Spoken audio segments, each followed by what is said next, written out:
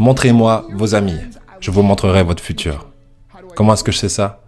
Je traînais avec des losers.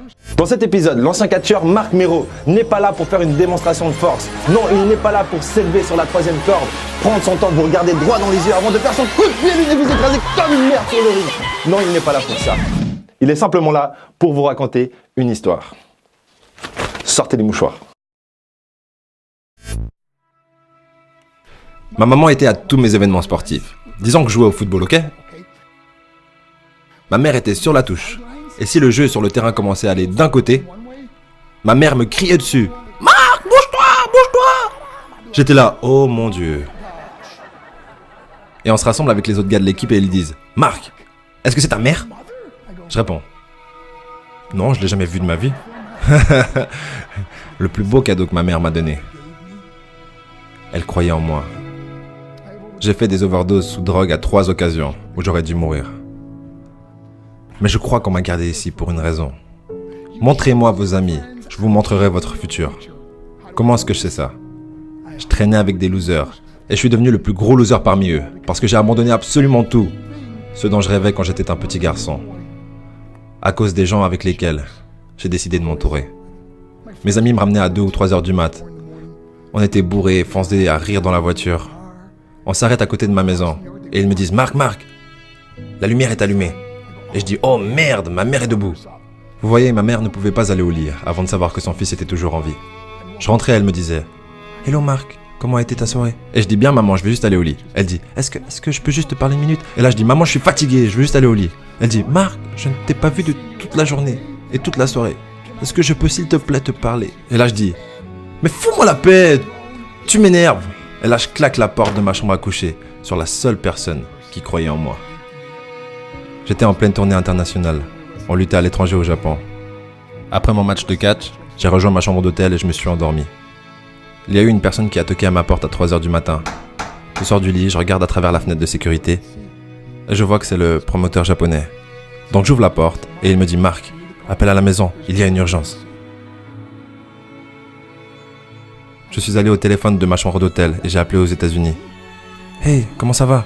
Il a dit « Marc, je ne sais pas comment te dire ça. » J'ai dit « Dis-moi simplement ce qui s'est passé. » Et d'un coup, il commence à pleurer et dit « Marc, je ne peux pas te le dire. » Je lui dis « Dis-le. » Il a dit « Marc,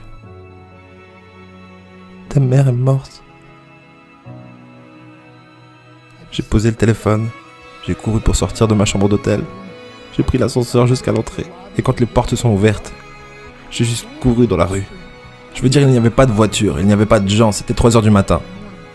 Et je marchais au milieu de la rue, à Hiroshima, au Japon. Et je me rappelle regarder en l'air en disant « Maman, je suis tellement désolé. » J'ai pris l'avion pour ses funérailles. J'étais tellement nerveux de devoir marcher jusqu'à son cercueil, alors je suis resté dans le fond.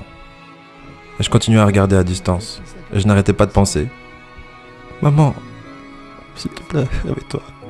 S'il te plaît, lève-toi. » Et j'ai finalement eu le courage de marcher jusqu'à elle.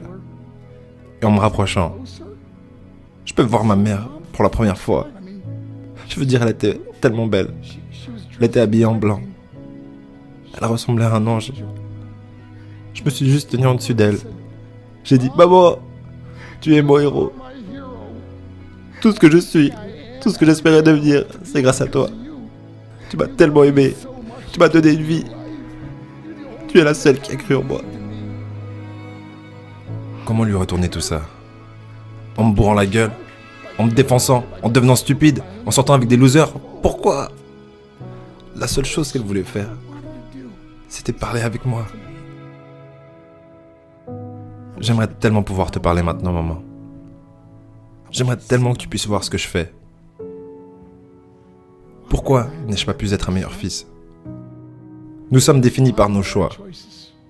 Mais si vous vous entourez de gens qui prennent des drogues, de l'alcool et des pilules, c'est un chemin sans issue. Je ne suis pas ici pour vous faire la morale. Je suis ici pour vous dire que j'ai vécu cette vie. Et ça mène au cœur brisé, aux relations brisées, aux rêves brisés et à la mort.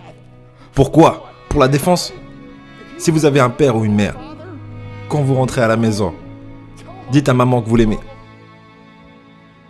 Vous voyez, toute ma vie a tourné autour de devenir riche et de célèbre. Il fallait que je devienne un millionnaire. Il fallait que je gagne la course.